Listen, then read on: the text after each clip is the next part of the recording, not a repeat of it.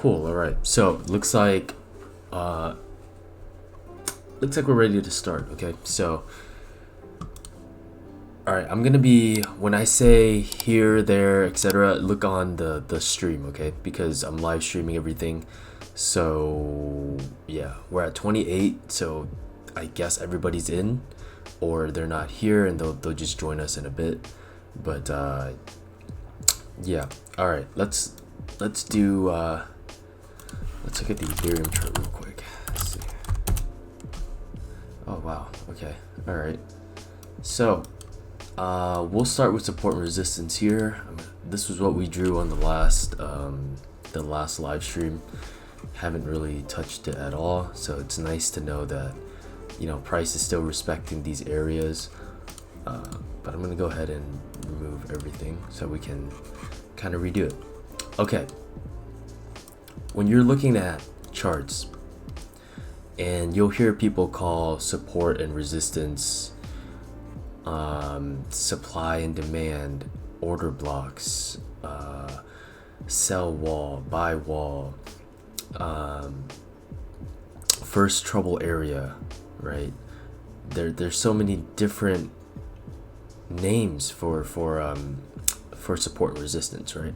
So one, you have to understand that there are lots of just different names for the same concepts, right? So don't get too hung up on, you know, what is an order block, what isn't an order block, what's the swing high, what's the swing low, what's the first trouble area, stuff like that. Okay, usually they're all talking about a very similar idea, right? The swing low, swing high is a little bit different, but to use it properly, you have to pretty much take into account support and resistance, right? So I'll briefly go over the swing high, swing low right now, just because I feel like a lot of you guys might not know what that is. So when I say swing high, swing low, I'm talking about, so say we don't know this price action over here, right? So we made this low. The next candle swings lower than this low, but closes above it, right? You get what I'm saying? So this is a low. The next candle, this one, pushes significantly below this area, but ends up closing above it. We call that a swing low, okay? Ideally, when you're doing this, you want to be trading it so that when there's a swing low, it's also into a significant area, right? So this is a pretty significant area. You'll notice that we actually swing low again before we made the highs, right? So if you're trading this, you have to just understand that at the end of the day, right, it's a push into support. Okay, so that's what I'm talking about when I'm talking swing high, swing lows. Okay, so off topic a little bit, but all right. So we're talking about how there's so many different ways that you can call support and resistance, right? There's literally 100 different ways, and by next month, I guarantee you somebody's gonna come out with a new term. They're gonna rephrase it somehow. But as long as you understand these fundamentals that we're gonna talk about, you pretty much can, in, you know, your own way, intuitively understand a lot of these concepts, right? So what is support? Theoretically, support, as far as market participants go, is an area where people have bought before, or in a range where people are very interested in whatever asset. So for this case, it'd be Ethereum, right? You can have many different narratives for why a certain price area is support. My favorite way of doing it is to just look at the chart, and then if the narrative fits, then the narrative fits, right? But always, the charts do not lie, the numbers don't lie, people lie, narratives lie, governments lie, right? But the numbers don't lie. It's a lot harder to manipulate action than it is narratives, okay? So when I say that, I mean, if you look on this chart, you'll intuitively understand where the strongest supports are. Why? This looks like an area where there's a lot of buying, right? Where price just up, down, it just chops in this area, right? This tight little area where there's a lot of buying going on and a lot of selling going on. So if price fell instead of going up, we would expect this to be what? This little cluster. We'd expect this to be resistance, right? Because there's a lot of market activity going on here, right? Similar to kind of this, right? Albeit this is like an upwards chop, you would expect there to be a lot of market activity right here, right? Because there's buying, there's selling, there's buying, there's selling, there's buying, and it's just up and down, up and down, up and down, up and down, right? So when you see clusters, it doesn't matter which way it's going. It could literally be chopping downwards. This little cluster right here, okay? It does not matter. When you see engaged market participants, when there's an overwhelming amount of market activity by participants in certain areas, you know that area will either act as support or resistance. Because now, just try to intuitively think about it. Say the market is consisting of 3 people, right? It's gonna be me, you, and one other random, right? So it's gonna be me, you, and one other random. Now, imagine if we all bought and sold Ethereum at what? I don't know what this is. 1400, right? 1400. So we bought at 1400, okay? And suddenly it moves up. It moves up. Well, guess what? If you bought at 1400, you're comfy when it hits 1678. You're extremely comfy when it hits 1920, right? You're very comfy. You have no reason to sell. As price falls down, right? You're still in the green. There's no real pressure for you to sell, right? But then once it goes down to here, right? You see what I'm saying? Now that it's back to your entry, you might be freaking out, right? You might move your stop loss up to break even, right? Say you entered right here, you put your stop loss, I don't know, anywhere, right? Like your initial stop loss is right here, right? You played the breakout, you set it below the stop loss, but now price is back at your entry. It's back around 1400. You're kind of scared. You don't know what the fuck is going on. So you move your stop losses to break even because you're scared. Fuck your support. You're just moving it to break even, right? Now in this area, people tend to panic. Why? Because all their profits are gone. Okay, they watched a trade that went green turn to neutral or red or very low green, right?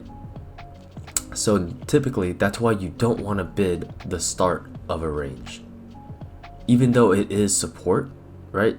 So this area that we've highlighted is support, but why do you not bid the top? You don't bid the top because there are bound to be people who bought in this area, right? The market participants, me, you, and the random guy. We bought this area, right? But maybe I move my stop loss up because, well, why not? Like, look, we made so much money and I don't want to, lose money. So I'm going to move it to break even. Fuck it. All right. So I'm moving my fucking stop loss to break even. What happens? Price goes back to my entry, stops me out. I'm part of the wick, right? I'm part of the wick. I'm fucking pissed. Okay. And then guess what? Price zooms up. Okay. And this is why you don't bid the top of support. Even though, it is a very, it's something that feels good, right? Like, hey, I'm buying support. And you can always justify it with, hey, I'm buying support. But you don't bid the top because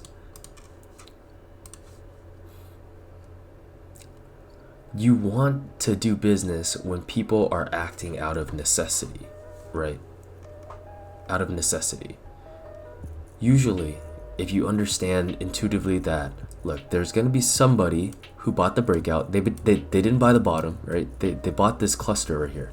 This is a huge like a buying and selling area, right? A lot of people bought, a lot of people sold. So this is an area of interest. That's why we marked it out as support, right? So lots of interest here. Why do we not bid the top of support? And if we do bid the top of support, it's always a range, right? As in like you enter maybe 5% here, 5% here, 5% down here, 5% down here, and then maybe like 30% of your position down here, and the rest you'll just wait on, you know, whatever. But you don't bid support because most people set their stop losses there, which triggers a selling downwards, which means you can get filled at a better rate. Okay. So just understand that market psychology, right? Understand that, look, people want to move their stop losses to break even. Why? Not because it's a technically better level or a technically, you know, better strategy or anything. Usually it's just, hey man, I'm fucking scared. Like I don't want to give my money back.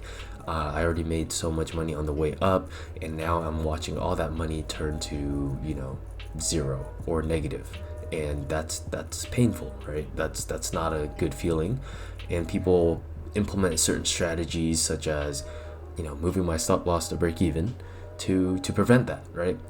But if you know that, you can use it to your advantage, right? Like, if you know that people tend to move their stop losses up as the trade progresses, and if the trade moves back to entry, they're going to get stopped out, forcing them to sell into your buys. You get it? You have now somebody's acting out of necessity, and you just took their liquidity, right? Like they have to sell it because they set a stop loss, or they have to sell it because maybe they didn't anticipate price would go back down to their entry and they sized up, and now their liquidation is near their entry, right? So if that's the case, you have to just, you know, like it sounds really cutthroat, but you kind of have to act on their demise, right? Like if they're gonna die at 1400, guess what? You want your bids at 1385, 1390, you know, 1360 even, and guess what?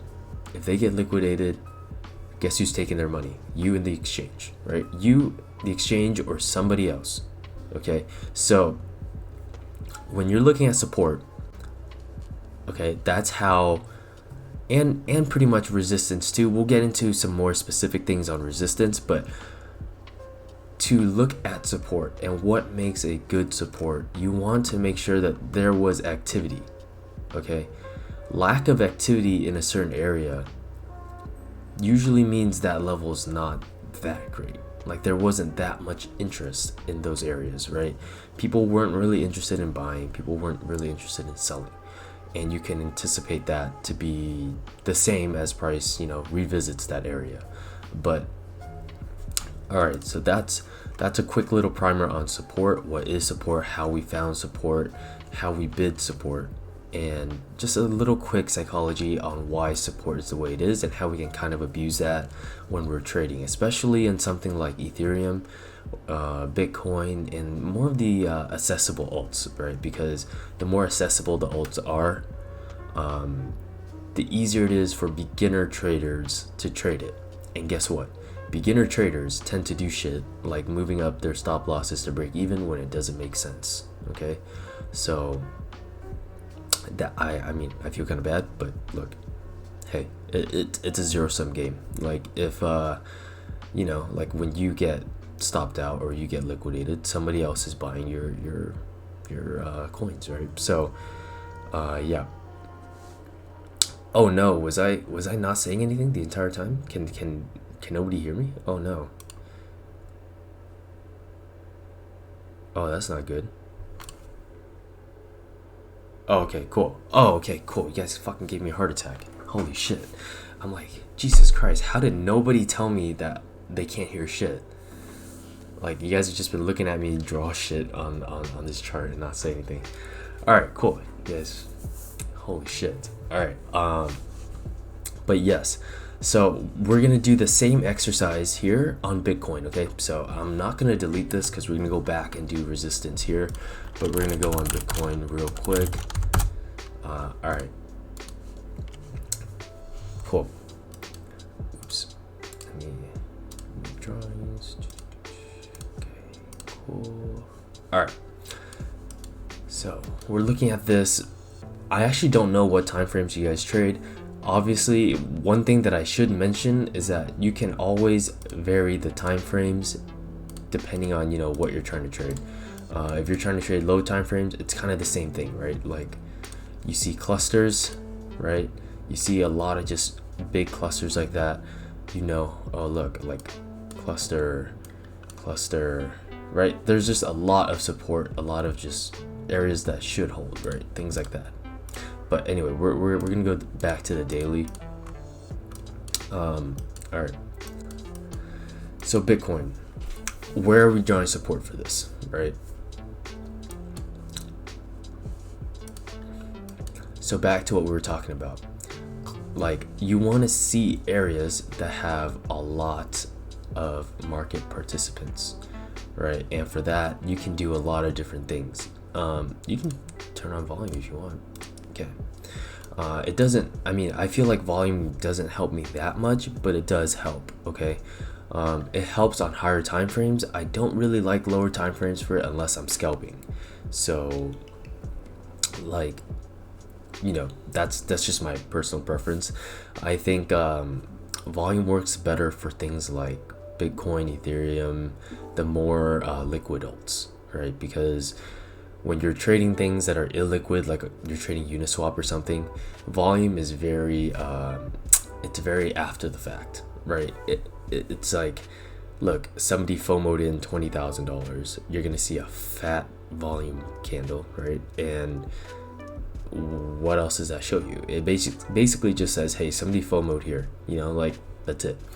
But with Bitcoin and pretty much any other major alt that is liquid, you'll be able to look at volume and it should provide some type of confluence. I wouldn't use volume as a whole to like, you know,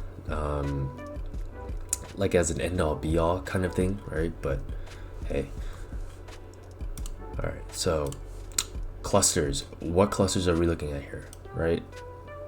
This, right, the downward chop that we're talking about, okay, the little upwards chop, the downwards chop, the little sideways topping distribution looking thing, right? Cool. So now that we've seen areas where you know the market has really had, I guess, like an extended amount of market participation, and you can tell, like you can look at the volume and tell, okay, so okay, lots of selling here, right? Like big red volume candle, big buy volume candle, big sell volume candle, right? And then just kind of almost like in a consolidation thing where it's just, you know, not too many market participants interested either way, just up, down, up, down, up, down, up, down. Same thing here, just pretty much the same, right? So it's just chop. This just says chop, right? It just says, look, lots of buyers, lots of sellers, lots of buyers, lots of sellers, but nobody really getting like an edge on the other, right? There's no overwhelming amount of sellers, no overwhelming amount of buyers, which you'll see in price here, which it makes the highs, taps the lows, goes back to the highs, right? So that's okay. So now that we've identified those areas, right, let's plot out the charts for them and then see how it kind of plays out, right? So support, same thing here, right?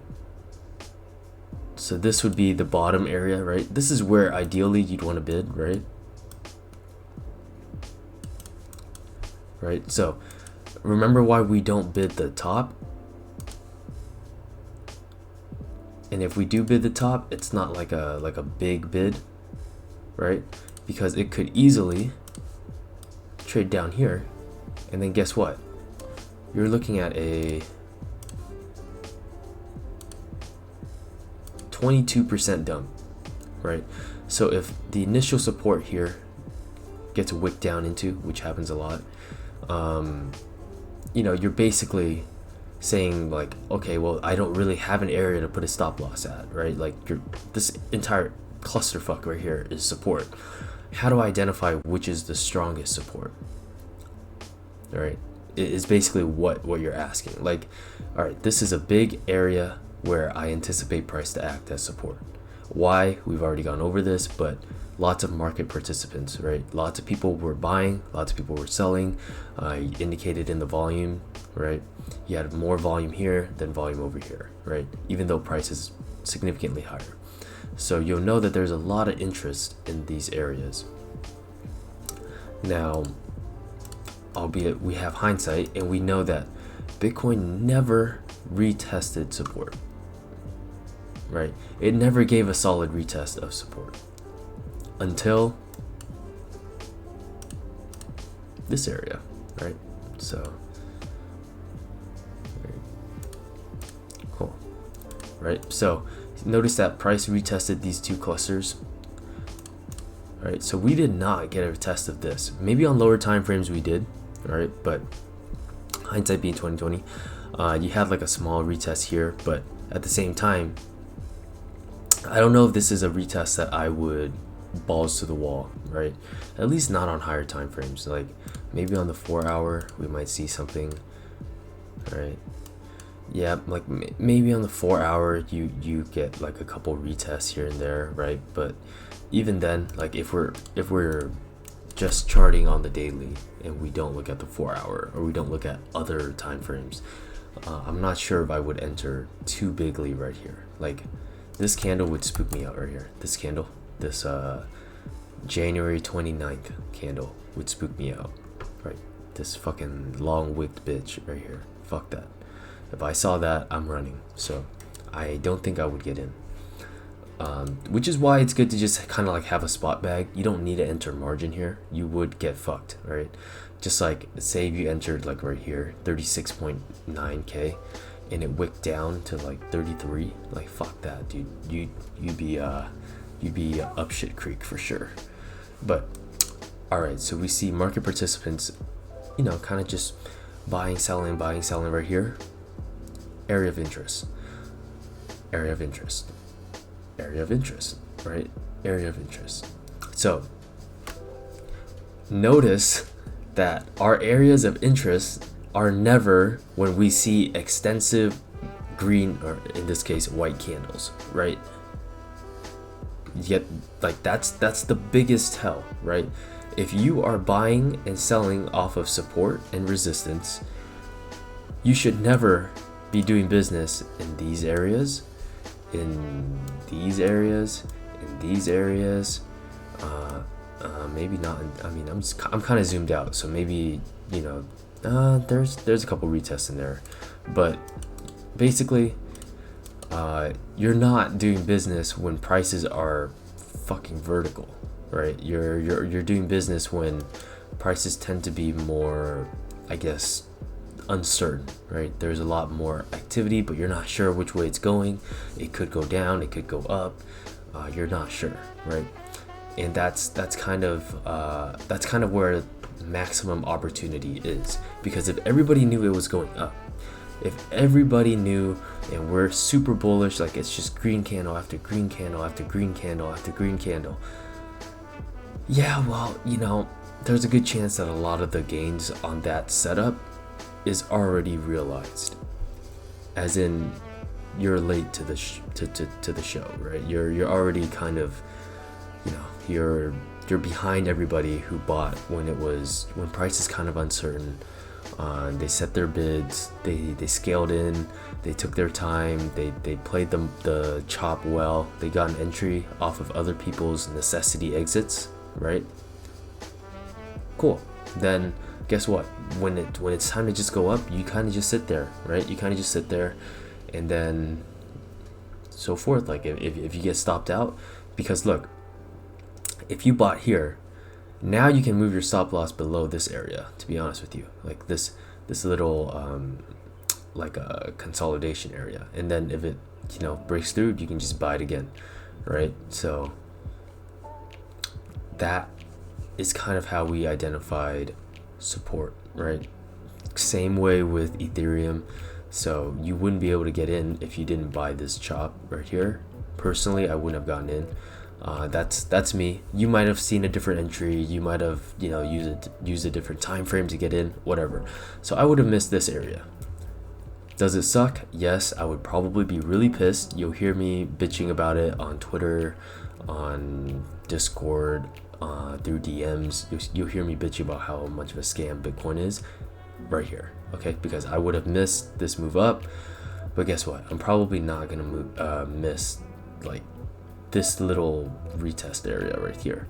And at worst, I'm not gonna miss this right here, right? Like this I'm definitely not gonna miss this. So it is what it is, right? And then same thing here. You had a retest of this little consolidation area, right? So areas where market participants are active is where you want to buy. Now, think about that for a little bit. And I'm going to tell you that why does it matter when you're looking at active market participants? Because active market participants are still here, which is why you'll notice that a lot of times if you keep going to the left, okay, I'm gonna go ahead and do the weekly. If you keep going to the left over and over and over and over and over and over again, okay, there's a good chance that these buyers or these sellers over here, they no longer are relevant, okay? They have sold or bought again so many times, okay? They're probably not that relevant anymore, okay? The relevant price action is up here now, okay? And that's kind of what you see for alts too. The older the levels, they tend to not be as respected, or they tend to be a lot harder to read because a lot of the market participants already sold, they already bought more, whatever. Maybe their average is up now. Maybe it's just been so long that, look, they're holding it until it's dead, right? So either it dies or it goes to the moon. They don't give a fuck. They're not selling until it either goes to zero and they're forced to sell, or it goes to new all-time highs and maybe they'll sell, right? So relevant levels are always the more recent ones, okay? Take into account the recent levels because they represent active market participants, okay? Market participants from the past might not even be here anymore, right? That dude that was trying to buy Bitcoin at 20K, he might have already bought, okay? Which is why a lot of people say, like, look, if Bitcoin goes back down to 20K, I'm gonna buy. But guess what? If it hits 20K again, you're gonna see people screaming that the world is over, Bitcoin is dead, crypto's done for, right? So trust me, just play it on a recent level to level basis. Don't concern yourself with too much of the, oh, my Fibonacci extension from 15K tells me that support is at 32K or some random number like that. Like, look at the recent levels. They represent recent market participants, right? Who are by definition, like, they're active, right? Because they just recently bought and sold. But yeah, now on to resistance. So speaking of motherfucking resistance, we are at resistance, okay? So same idea, right? Same kind of idea. I'm gonna remove the drawing so it's a little cleaner. So same kind of idea, right? Where is there a lot of market interest in tops?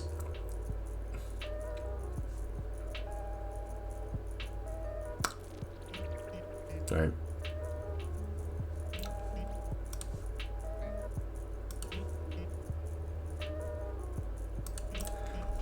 And the reason why I separated resistance and support is that, well, in a bull market, the way you identify resistance is a lot different than the way you identify resistance in a bear market, right? And what I mean by that is that when you're constantly making new all-time highs, and you're making even new local highs or whatever, right? There tends to be a lack of strong resistance, which is why in a bull market you'll notice that price just keeps going up and it does ridiculous valuations because there's no sellers, right? Because all the selling areas that we just talked about, they're barely there, right? There's 2 touches of this area, right? Whereas buying, you have 1, 2, 3, 4, 5 touches.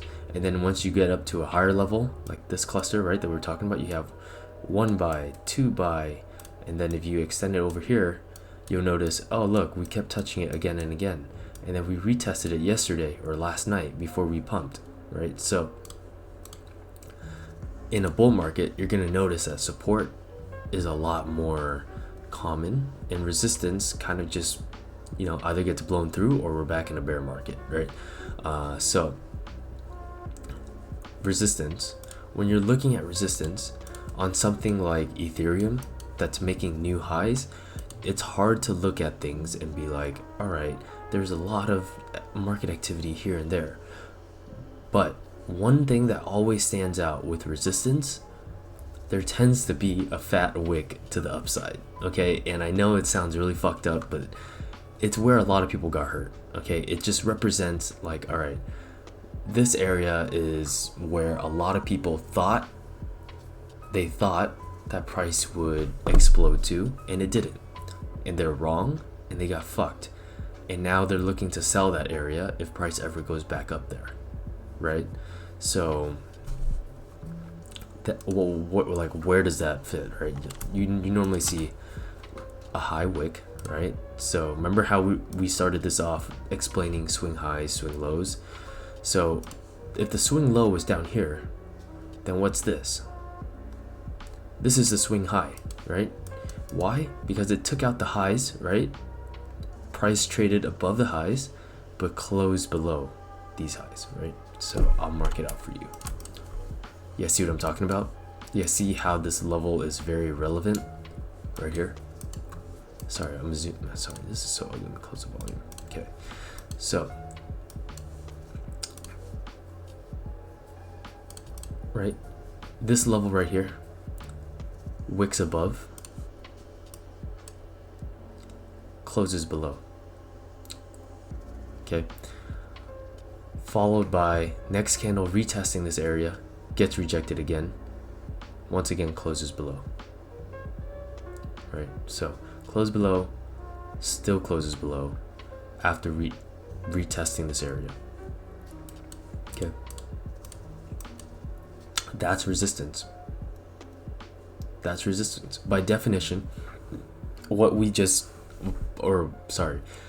our definition, that's resistance, right? So we saw the high wick, lots of market activity, rejection right here, because people are looking to now sell this area if they ever get it because they got trapped here. It is now resistance, right? We just saw the highs get turned into resistance. So that is now resistance. Okay.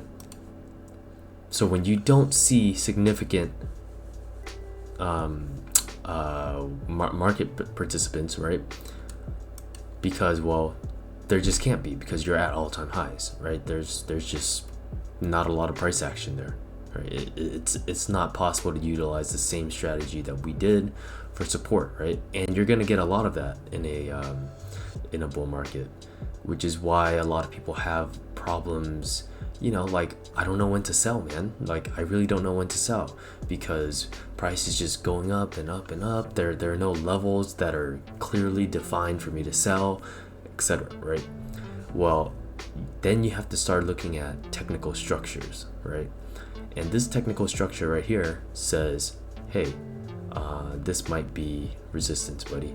And if it flips this level, right? So on the contrary, if it flips this level, right? This X that we're talking about right here. And we start trading above here, above, I don't know, what is this, 2100 or so. Well, you can probably expect price to just rocket up. Why? Because there are no more, well, there are very few sellers compared to right here, right? I'm sure there are going to be people who want to sell this for whatever reason, but hey, for now, this is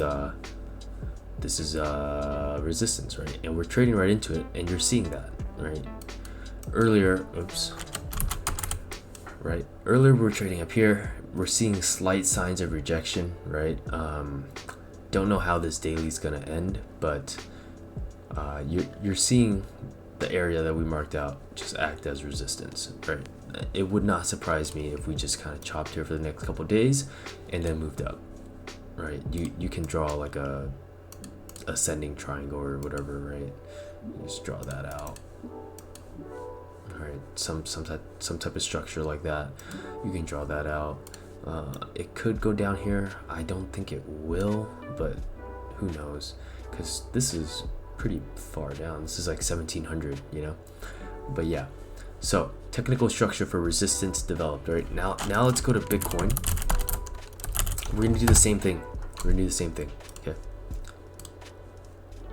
I'm gonna erase everything. All right. So let's do it. What are we seeing?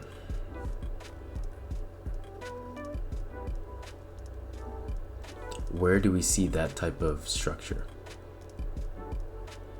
So every move up, right? Just look at the chart. You'll see that the peak tends to have a nice fat wick. All right. So wick, right, wick, and wick. All right. You'll notice I always mark out wicks like this. This just helps me find resistance. It's not always like the absolute resistance or so, you know, but it gives me an idea of where I should be focusing my attention on, right? Because like if you just didn't, this chart would actually just, like, I don't know what I'm looking at here, you know, it just looks like upwards chop. But so now you mark out key levels. All right, we're gonna go through all 4 of them. So made the highs, right? And we've just pretty much, you've noticed that price once again pushes up, gets sold into, right? As in we do not close above this high. The moment you get multiple candles that just kind of, you know, get near the area, doesn't have to be like an exact touch like the Ethereum one, but it gets near the area and sold into, that's enough for you to know that, hey, I think buyers are exhausted, as in they're not able to, you know, take a step forward, right? They're kind of just stepping in place. All right, so let me delete that. Sorry, a lot of drawing here. Yeah, there you go. Right, so zoom in, you're gonna see, look, we set the high, price struggles, right? Price struggling to break above and hold above, right?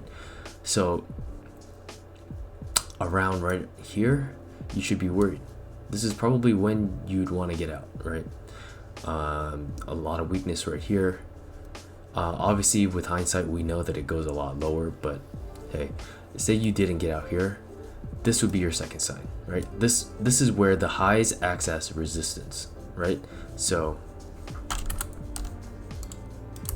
when price travels to the highs and fails to close above it, we call that resistance, right? So when price moves into the highs, struggles to close above it, or even trade in it, okay, we call that resistance because there's lack of strength from buyers, right? There is resistance, lack of strength from buyers, and or excessive strength from sellers, okay? Either way, this is an area where you want to be careful, right? For the same kind of psychology that we talked about before, right? Because people who bought here are now trapped. What are they doing? if you bought here and you're trapped, what are you thinking of? I guarantee you everybody else is thinking the same way. Or not, maybe not everybody, but you know, a majority of people are thinking the same way. They're thinking, please Satoshi Nakamoto, please push price back up to the highs. I will get the fuck out. I shouldn't have been in this long. I fucked up. Please give me my money back. That's what they're thinking, okay? I guarantee you that's what the fuck they're thinking. They're like, if you're underwater here, you're begging, you're praying to whoever the fuck you believe in. You're calling your mom, you're calling your dad, you're fucking going, please, like, God, Bitcoin's just such a scam. Like, if it just pumps up to the highs, I'll get the fuck out. I'll get the fuck out. I promise. Okay, like, that's pretty much what a trapped buyer sounds like. Okay, they're begging you that to fucking take it off their hands if you can give them a break-even price or even close to break-even. They'll take a small loss. Okay, that's what happens when you buy highs. That's what happens when you buy this area right here, and you're like, oh, you know, this is a great area to buy. It's just chopping or consolidating right here.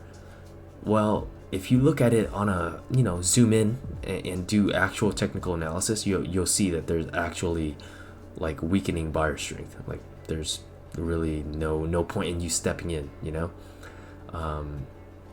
It's literally like you're watching a fight between a bull and a bear, okay?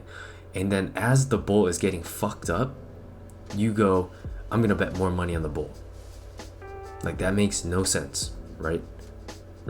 Wouldn't you want to bet more money on the bull if the bull was kicking ass, or if you saw the bear, you know, starting to get tired, or like the bear gets like really injured or something, right? Bear with me, that's a metaphor. But yeah, like you don't want to bet more into weakness, right? You want to bet into strength, is what I'm trying to say.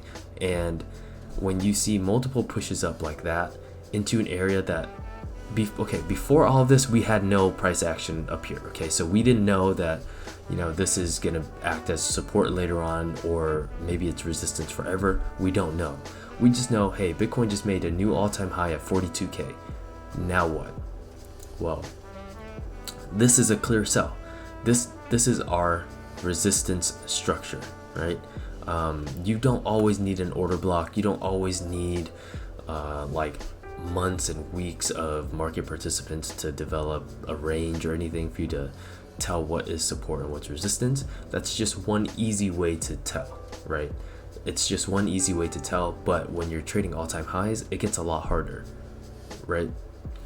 Which is why resistance and selling is so difficult. And you'll notice that a lot of people don't sell because, well, there are no clear defined levels to sell. And especially with how the market has been moving and we're constantly making new highs, it's literally impossible to know, like, all right, the market's clearly going to give me an exit and whatnot.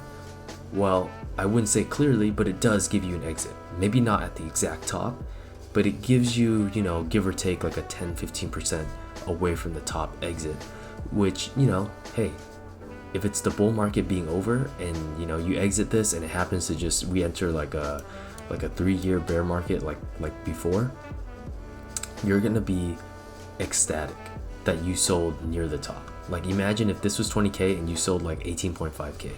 Would you be pissed? Maybe for the first couple months, right?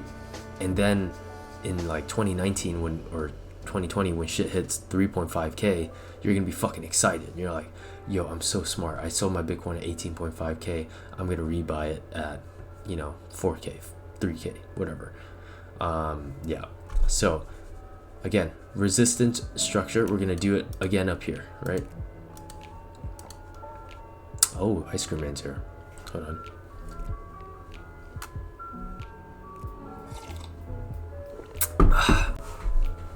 All right, so I just got some water.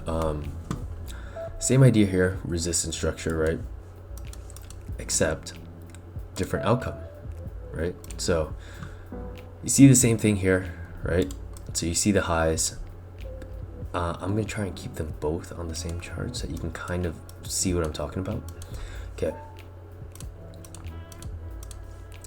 So you see the highs, you see one candle, right? Price struggles to really just push anywhere close.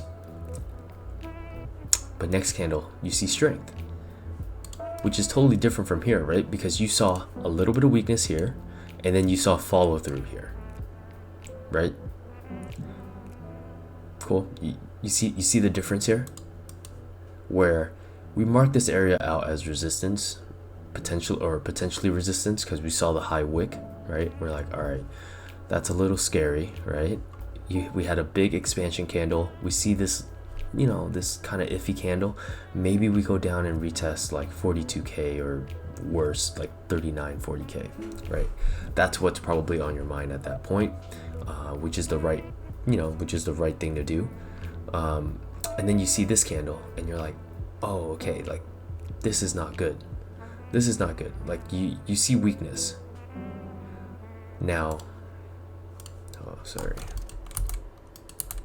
Now what you're looking for is follow through, right? So now obviously you go on like a lower time frame or something, right? You see the down move and there's no follow through at all. All right, so this was the candle that said, hey, there's a lot of weakness here, like you saw like a little iffiness right here, no clear direction, right? Wick up, wick down, close in the middle, right? Wick up, wick down, close in the middle.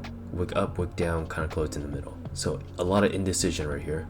And then you see, boom, right? The first sign of weakness. Price does not go up here. Do we see follow through? We don't. But this area is what I would consider like the increased market participants, right? There's a lot of market participants right here. Why? Because price trades in this range for quite a while, right? This is like a couple of days, I think like a week or so, right? Yeah, like about a week. So if you go here, you'll know that if we break above this area, what is this? Support, right? We went over this. This is going to be support. And if we broke down, what is this area going to be, right? So if we broke down from here instead of up, this is most likely going to be resistance, okay? So we didn't have this clearly defined level on the way up as we're making new all-time highs, right? But here, we knew that, all right, there's a lot of just chop going on here. Price falls below this level. I can anticipate that all the buyers and sellers here would want to get out. All the trapped buyers here would want to get out. All the sellers sitting comfy, I guess, but not for long, evident by this push up, right? So same kind of idea here, right? Oh, I drew. Okay, so made the highs, first sign of weakness, follow through. Okay, wow, this is a really fat, wow, that's a scary candle, bro. That's a really scary candle. Wow, I really forgot how scary that candle was. Wow, what? Did this really happen? Oh my god. Wow, I totally forgot this candle happened. But yeah, so you see one swing high, right? You see the swing high. So all-time highs, swing high, close below it. Same thing here, swing high, close below it. So you pretty much get two sweeps in a row, which I guess sets up that massive dump. Holy shit, this is scary. Wow, I'm looking at this chart. I do not blame anyone for capitulating here. Wow, this is scary. Okay, but yeah, so resistance, first sign of weakness, really, right?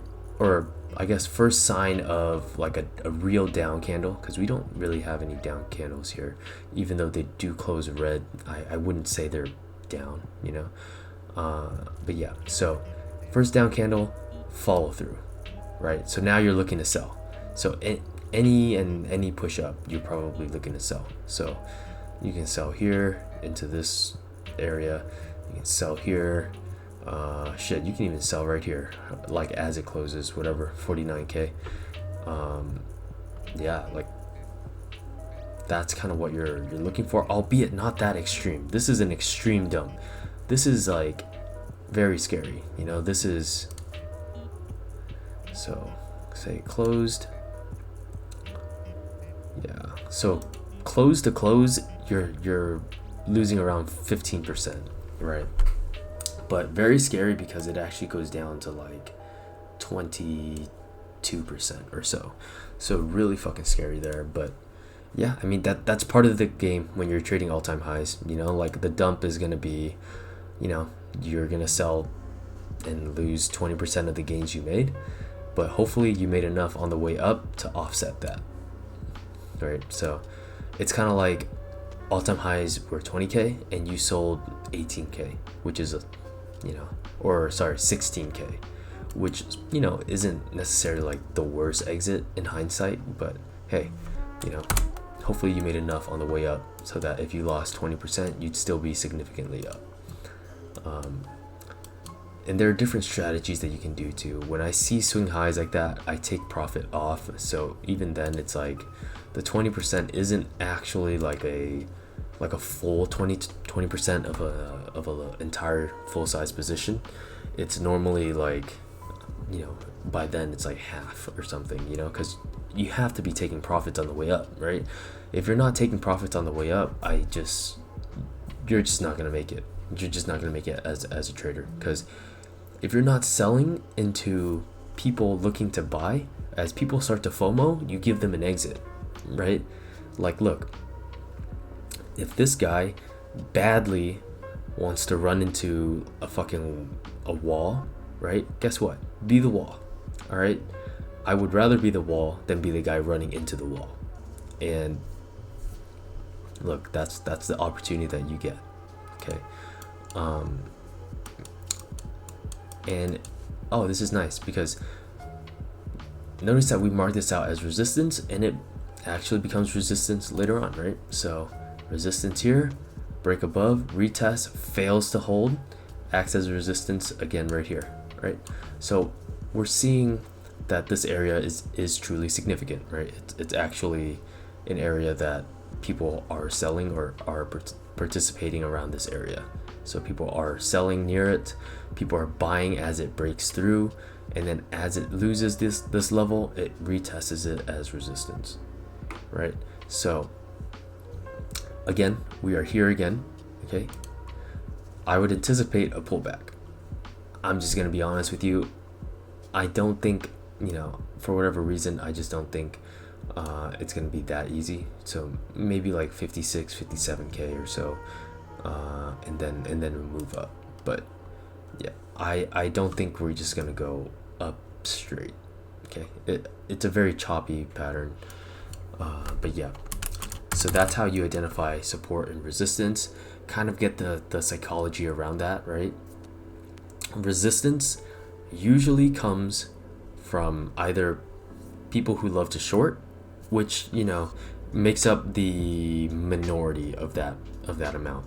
Usually in an uptrending market, resistance is formed by people who bought and then got trapped. Okay, that's just the nature of the game, right? How would you know if all-time highs were going to be 42k and not 43k? You wouldn't. It could have very easily have been 44k, 45k, right? But you didn't know that.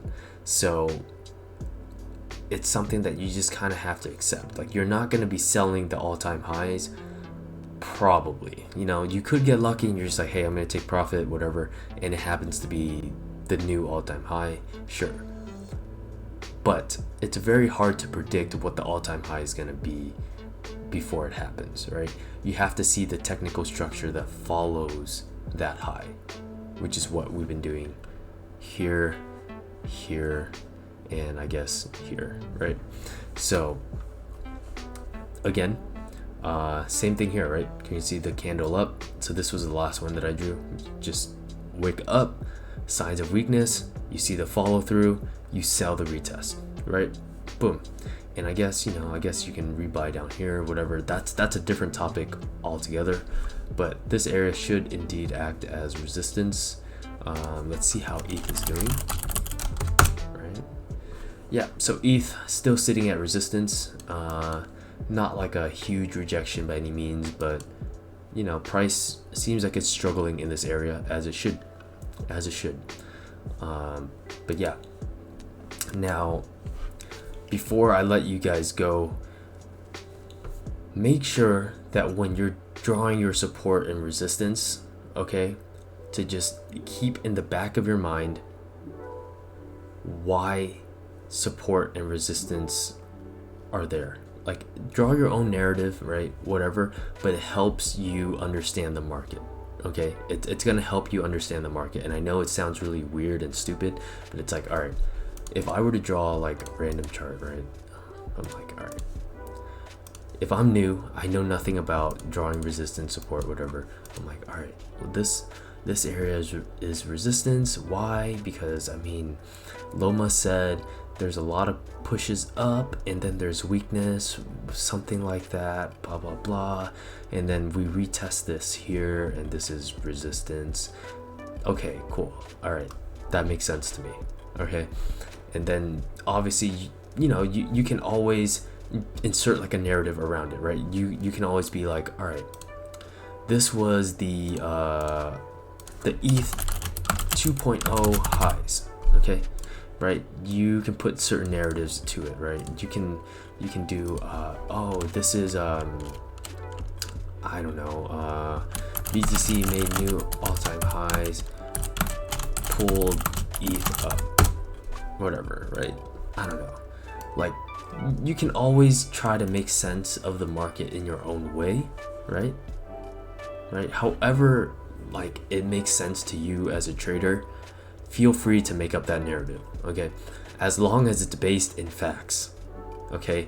Don't be doing shit like, yo, it's April 1st, which means it's April Fool's, which means a lot of people are gonna be out celebrating with their family. So the market is gonna find resistance here because people are not gonna buy because they're out playing games with their family. Okay, like that's a fucking stupid narrative. Like, don't do that. Don't do that. Like, I'm talking technical narratives. Okay, that's like, hey, they announced Visa right here, or like Visa announced their news right here. Elon said he was buying fucking Bitcoin and shit right here, or like, hey, this is where Tesla said they were gonna accept Bitcoin, shit like that is basically how you want to approach the market, right? You want to attach a technical and a fundamental reasoning to your analysis, because like that's how the market works, right? Because the fundamentals inevitably drive the technicals. I hope that makes sense. As in, like, if fucking Obama or Biden or Trump, right, go on the news today and they say, yo, I own Bitcoin, guess what? The fundamentals just improved and price is gonna reflect that. The technicals will now reflect that. Even if the chart is at resistance right here, I guarantee you that if Obama or Biden or Trump goes and says, yo, I'm a holder of Bitcoin, I guarantee you that shit is gonna go. I mean, Ethereum, that shit is gonna go, right? And that's what I'm talking about when I say that fundamentals drive technicals in a bull market. But yeah, so that's one tip that really helps me. Put a narrative to things, okay? Like, it helps. It really helps because it actually is reflected in the technicals, okay? There are a bunch of people that went online and bought Bitcoin because Tesla said they were gonna accept Bitcoin.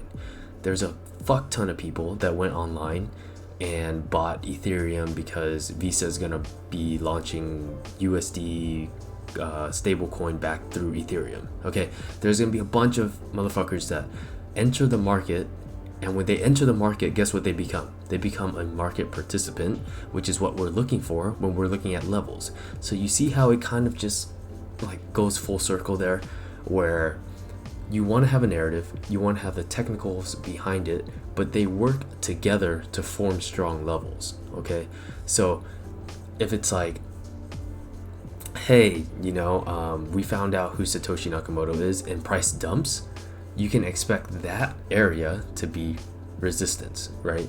Or like if tomorrow crypto is legal worldwide, right? Like it's accepted everywhere and price rockets up, guess what? That area is most likely going to be support. Why? Because now there's a fuck ton of market participants that just entered and created support. And it's kind of why on Uniswap I don't like to trade the charts, because it's so easily I guess manipulated, right? Whereas things with super high liquidity like this, it's very hard to manipulate. Like, you would actually need a huge fundamental reason that brings in a lot of buyers or a lot of just money, right? So always have a narrative, always. It could just be prior all-time highs. It could just be something like, hey, you know, price just moved up randomly by itself, and you have no narrative, then hey, you're fully dependent on your prior technicals then, you know, like if that's the case, you have no narrative, you're essentially only relying on technicals. And if your technicals are wrong, then you're fucked, right? Then you're fucked. But fundamentals technically are not wrong, because it's like, what was price at when Visa said, hey, we're gonna, you know, issue stable coins? That's the price. Like, you know, like there's no oh, you marked the price wrong, you know. No, there's none of that. It's actually correct. Like if it came out and ETH was at 1700, that's where it came out. That's where the fundamental news came out. I anticipate that area to at least act as support, right? So yeah, that's kind of how you want to approach when you're drawing your levels. What makes it significant? That makes it significant, right? Because Visa did this, because Tesla did that, because the coin rebranded and did this, or they added a privacy function, right? So like, you want to dig deeper than just the technicals, because technicals can be manipulated and fundamentals can't. Okay, like, let that sink in. Fundamentals cannot be manipulated. Like, I mean, I guess they can, but it's very unlikely, right? It's very unlikely. And as a rule of thumb, I would just say they wouldn't, right? As in, like, nobody hacked Visa and fucking wrote that nice little, you know, like, we're adopting Ethereum platform to issue stable coins, whatever. Like, could that be manipulated? Sure, but very, very, very unlikely compared to like a move up, right? So again, draw your levels, assign a narrative if possible, okay? And 90% of the time it should be, because I do it all the time, okay? And you'll see other people do it all the time. Like when price dumped from here, right? When price dumped from here, there were narratives, okay? Suez Canal, whatever, right? When the evergreen got lodged and stuck, prices start to tank, right? When treasury rates and all that shit, you know, bond rates, stimulus checks, right? There's just so many different narratives that you can assign to your setups that will make it a lot more significant. So always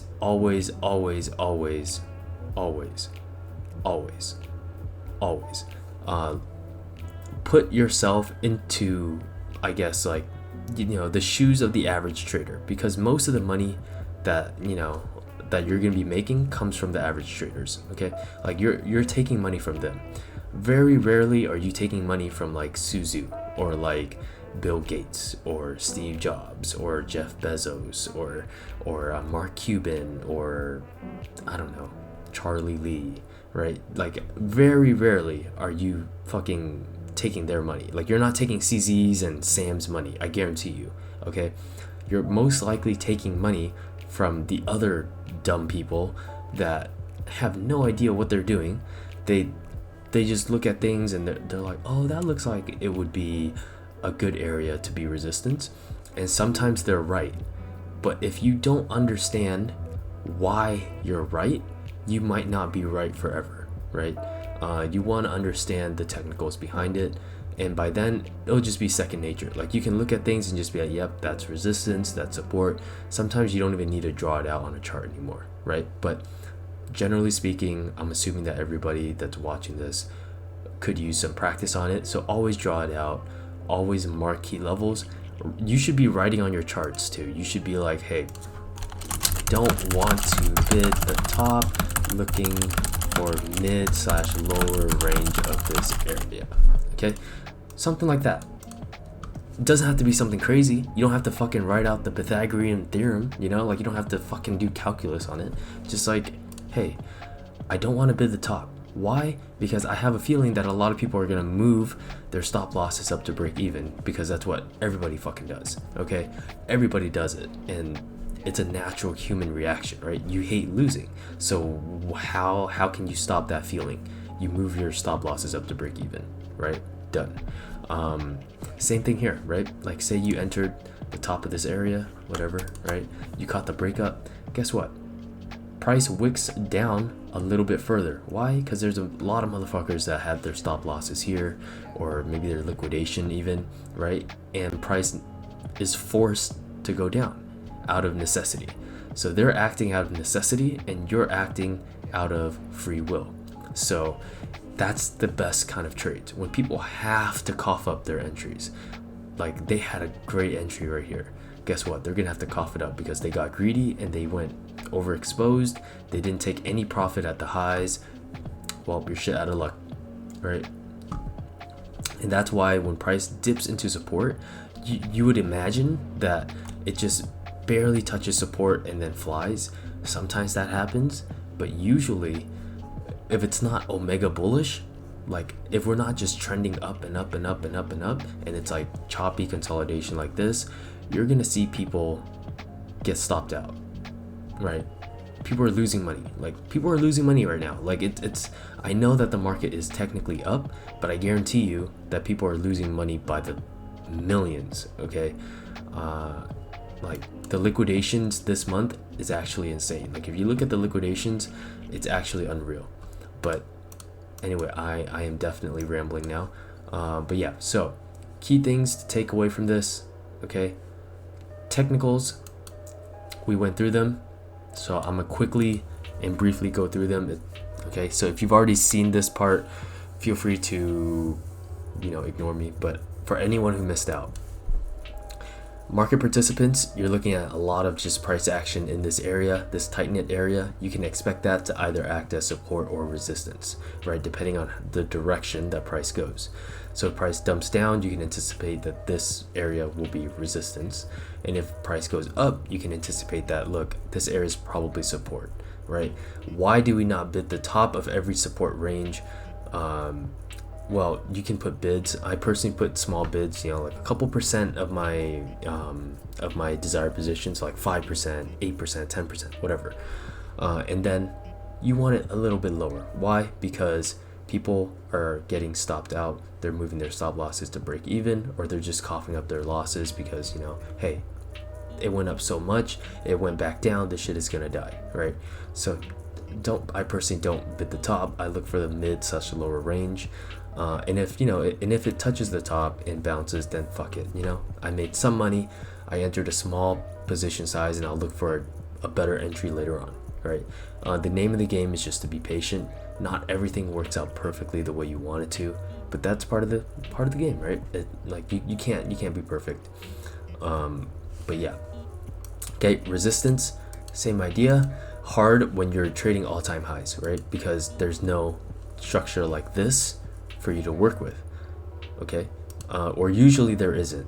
Like normally at all-time highs, you don't get this type of clear topping pattern. You just get a fat wick and a move down. So what you want to see is some type, maybe like a swing high. It doesn't have to be there, but you just want to see signs of weakness, like right here, and then some follow through. So like follow through, you probably want to exit, okay?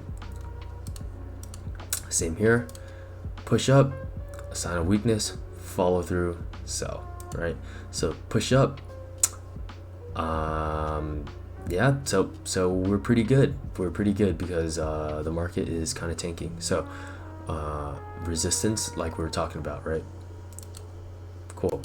And as always, when you're making these resistance and support areas, attach a narrative to them. Not because, you know, not because like you're trying to make up stories, right? You're not trying to make up stories.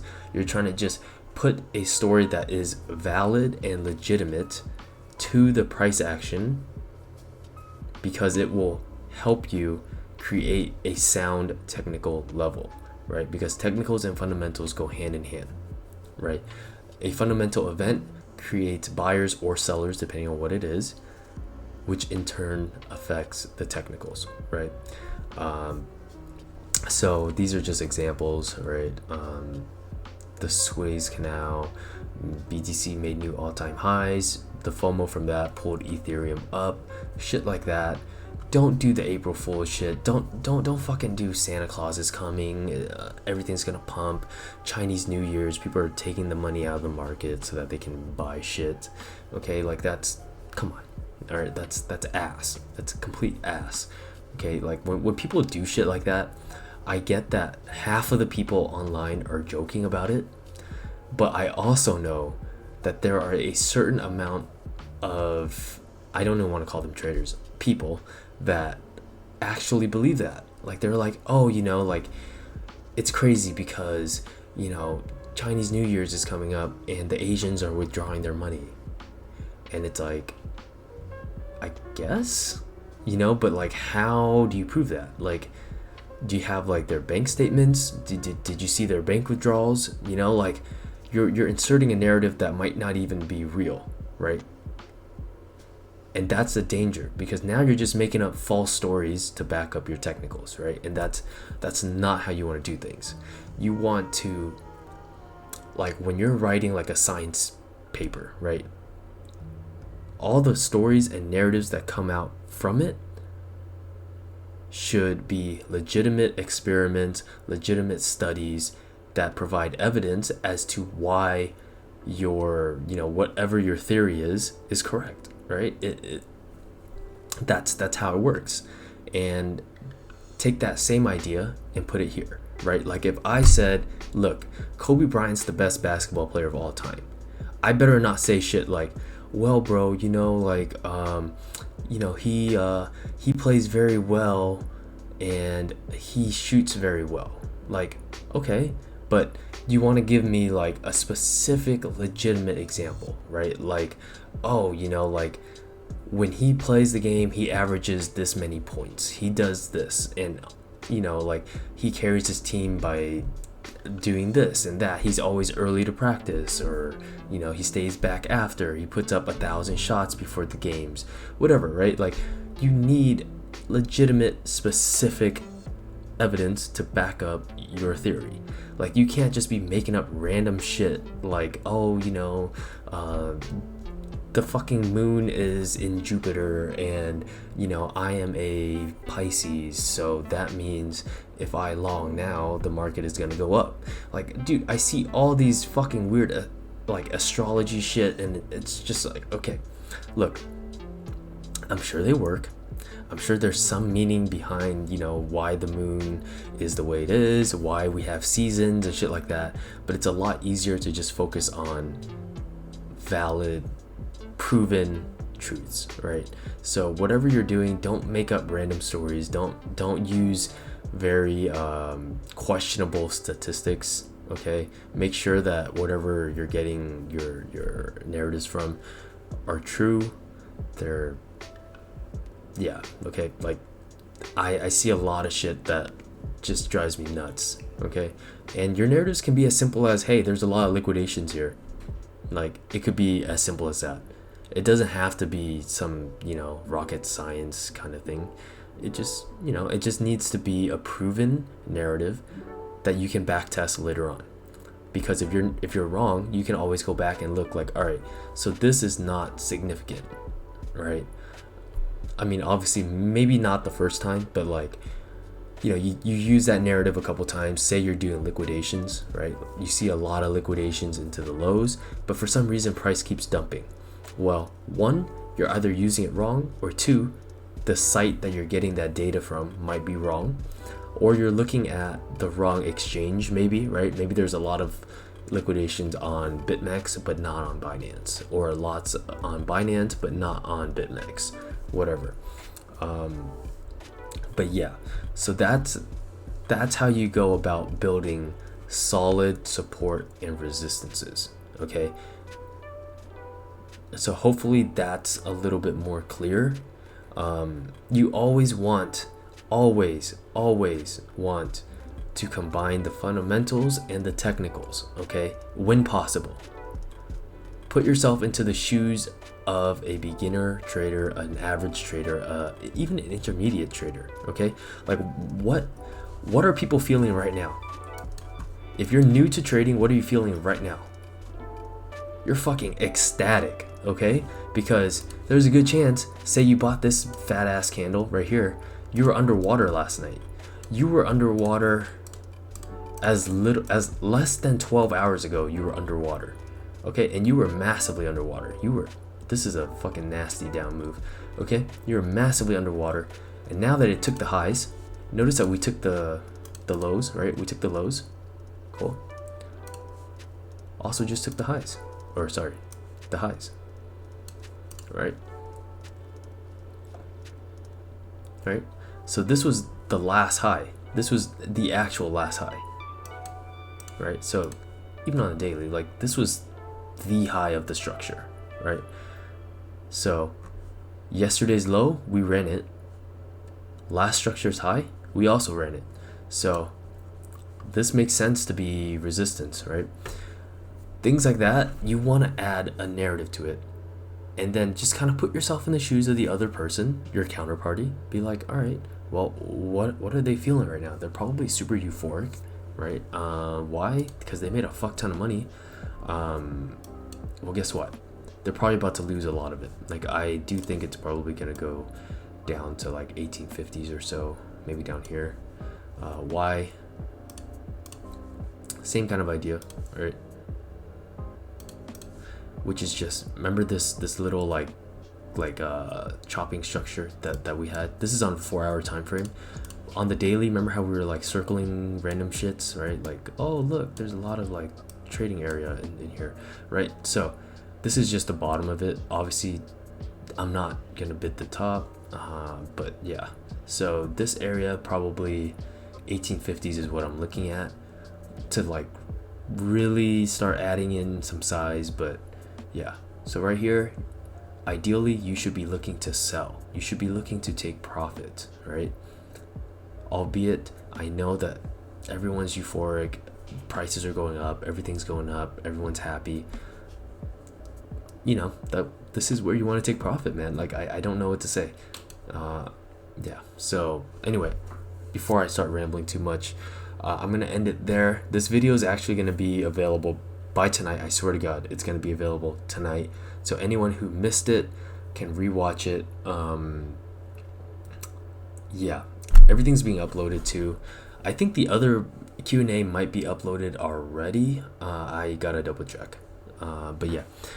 All right, that wraps up this workshop. We're gonna do a workshop twice a month. So,